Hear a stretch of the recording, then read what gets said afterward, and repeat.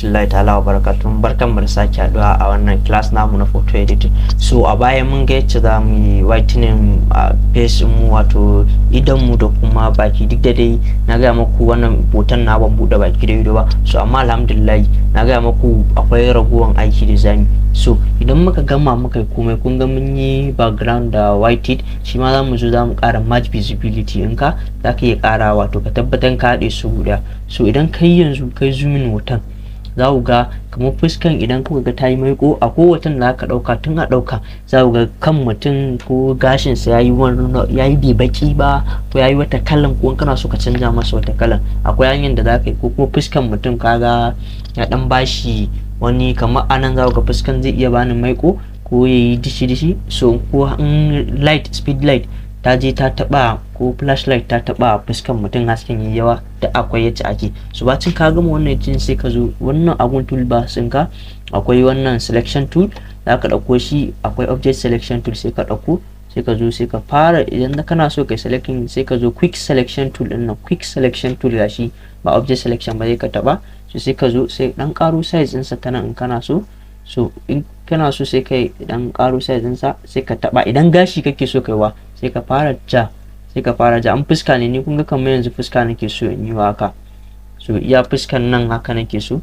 So idan kun ga nan ya fito min cikin kujeran, sai yanzu na rage in minusin, idan rage size din haka, na rage size din, sai dan minusin haka, ya koma ciki, ya koma ciki, ya koma. So idan ya koma, kun ga haka yayi min yace nake so.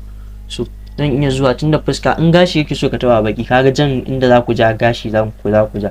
So idan ne haka, sai yanzu gun image din nan da aka sa, sai yanzu adjustment. Na zuwa adjustment, sai in tabbatar na sa komai a adjustment ina, sai yanzu selective color din nan.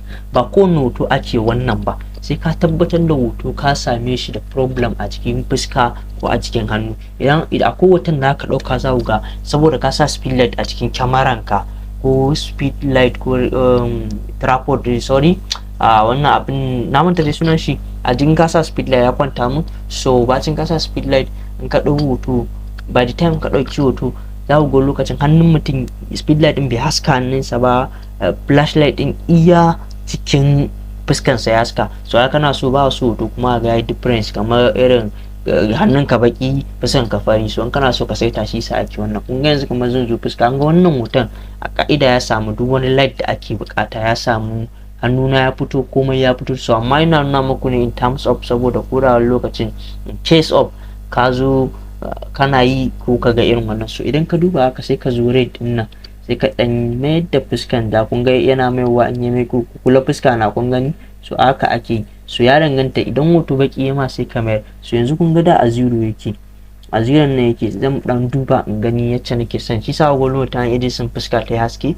So yanzu kun ga zanga, sai mayar da shi like -1 haka, sai mayar da shi like -5, ya dan yi fari. Sai ka dawo, sai ka zo ka taba black, sai ka taba black din mutum, shi ma ya gani. Kun ga ce fuska ta take black, kun ga dai dishi, kun ga haka. Sai ka taba wanda kake so ka sa. Ni wannan ban taba ba, amma yellow din nan sai dan taba shi fuskan. Za ga nan gun yellow, idan fuska ta yi maiko ne sosai, zaka taba shi. Kowanne dai akwai, zaka taba red, wannan ba ruwa na da shi. Zaka taba red da black, yanzu sorry ina son mai da shi 0. So bari mu mai da shi da keyboard kawai, yawa. So zaka taba da farko, aka taba red, sai ka zo ka taba black. Idan hoto kuma split lokacin kala ta fito a nan, zaka zo wannan blue, sai ka taba shi ma ka dan taba shi, za ga hoton ka yi smooth da komai. So after ka taba wannan, ka gama yi, yanzu cancel. Idan ka tabbatar da ka gama wannan setting din, ka yi komai, sai ka zo select nan haka, sai ka yi deselecting. So za ga hoton ka yi. In logon ka kake so ka dauko ka sa, ake yi zuwa kai place logon ka. Misali ni I don't think yanzu ina da logo, barin ga a cikin files ina kamar ina da logon Lamun Sadiq. So ban da logon actual kamfanin. So amma bari in sa number waya na, like in na zo nan kawai zan taba, like zan placing logo na aka place embedded kenan. So kun gan shi ya zo da wannan number waya ne. So in logon ka ne, za ka yi find a suitable place a jikin hoton ka, ka sa enter ka yi. So kun ga yanzu ka riga da ka yi apply komai ka saka. So by the time ka gama, in ka zo save, yanzu za ka tabbatar da hoton nan ya me yayi. So kaga kana buƙatar ka rage masa kamar kai cropping hoton.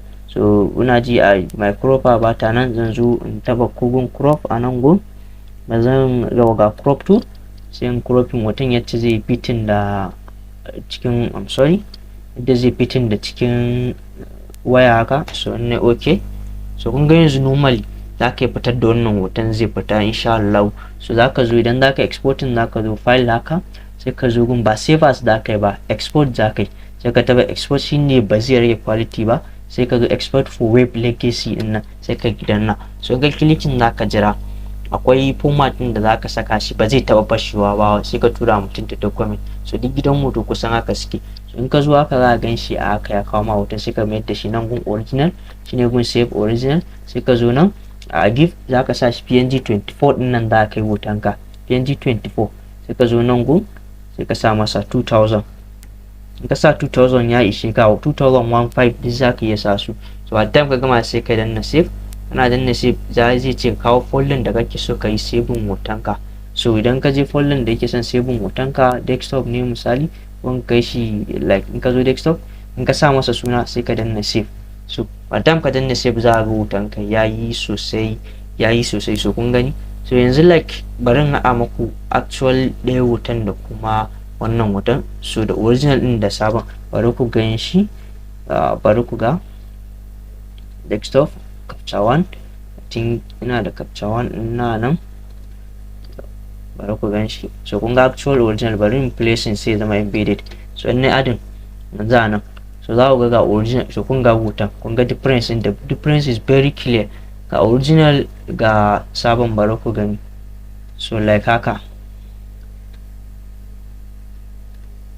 So kun gani ga original, ga wanda aka editing a kuma original din. So kun ga the difference is very clear yanzu.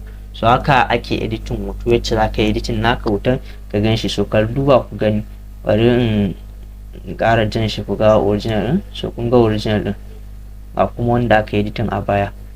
So na hiding original din, kun ga editing, kun ga kuma original din.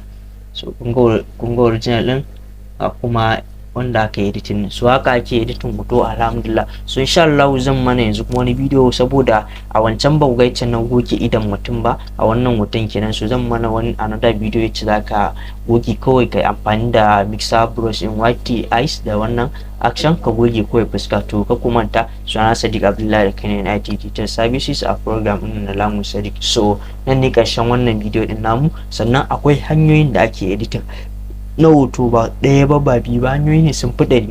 Za ku iya zuwa ku ƙara expanding knowledge ɗinku akan wannan shine da little I can share with you, wanda gaskiya ba ƙaramin taimaka muku zai ba. Akwai hanyoyi sosai, shine na yi bidiyon da in taimaka muku duk wanda suke zo su fara bidiyo, su fara photo editing. So wannan shine the little I can do for you, ko the much I can do for you. Wannan shine wanda zai taimaka maka, za ka iya yi with this, za ka iya yi insha Allah kai bunƙasa aikinka na photography. So a kula dai za ka riga duba, kana neman hanyoyi photo editing, akwai abubuwa da yawa hanyoyin da ake bi a yi. So insha Allah nan yanzu sai mu haɗu a wani bidiyo.